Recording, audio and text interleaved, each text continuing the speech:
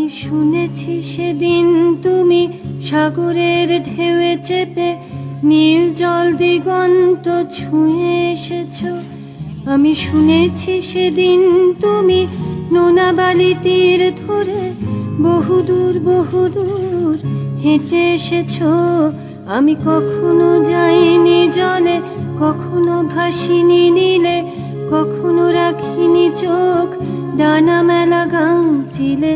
আবার যেদিন তুমি সমুদ্র স্নানে যাবে, আমাকেও সাথে নিও, নেবে তো আমায়, বলো নেবে তো আমায়।